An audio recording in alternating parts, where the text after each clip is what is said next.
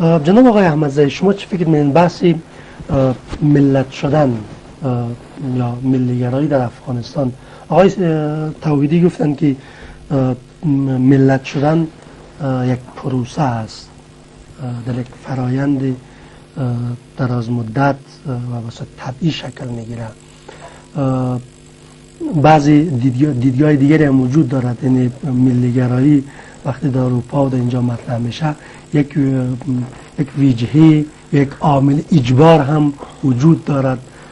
نمونه های خود جامعه امریکا، نمونه خود انگلیس، اینا که الان بحث قومیت حتی در خود انگلیس هم دوباره به خاطر وجهه اجبارش و نادیده گرفتن یک سری هویت های منطقوی یا قومی دوباره خودش نشان میده. شما باورتان چی است؟ آیا ما در افغانستان اگر بخوایم بریم به طرف ملت شدن، ما ایره بینون یک پروسه بهش نگاه بکنیم و بینون یک پروژه که از بالا تطبیق شود و یک وجهه اجبار هم داشته باشه؟ اجازه بدین یک چند نکتهش تقسیم کنیم. شما مثلا اگه سر انگلیس اشاره میکنیم یا مثلا سر مسئله اسکاتلند و آیرلند و اینا، بیسش فرق میکنه. مثلا دعوای منطقی منطقه تقسیمش از نگاه سلطنتی به کلی متفاوت است. درست است که به زور ایجاد میشه، اما اونا یک بحث هویتی را مطرح میکنه. بله میفهم چیزی که میگن اشارتا. وقتی که داخل افغانستان صحبت میکنین مشکل در دیگه جای است. به نظر من مشکل در اقوام افغانستان نیست، مشکل در رهبریتای اقوام افغانستان است.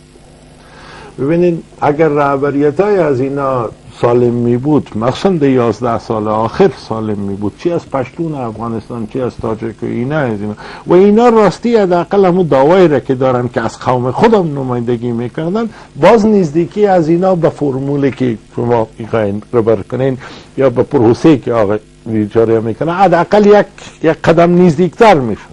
ببینید ما روی اسناد هر نوع چیزی را که بیاریم، قانون اساسی من بسیاری چیزای خوب مطرح کرد. من امروز کدام جای از اوست که کسی به درد چی خورده. دوم، یک گله از قشر تعلیم یافته ما است. قشر تعلیم یافته ما بدبختانه با عرض احترام به کسایی که من ایز شنیدن اینا یا میترسه بسیار زیاد یا سخت چاپلوس شده. پشت کسایی میره که خودش ارزش ازیر نداره که اونا را رهبریتشان قبول کنه. در هسته قومی خودم عجیب و غریب ترس داره در مقابل از اینا استاد شدن. از او خاطر است که دوگانگی در گپ خودشان اگه گپایشان تشریح کنین دو گپ به کلی متضاد میبره.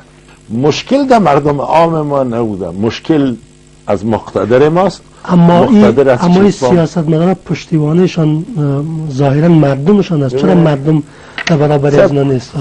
ببین بازم کنیم که ما سیاستمدار ما کیست چیست. غربت ما، بدبختی اقتصادی ما و ترس ما از میله مرمی از اونا باعث از این شده که ما بر از اینا احترام قائل شیم. دیگه حرف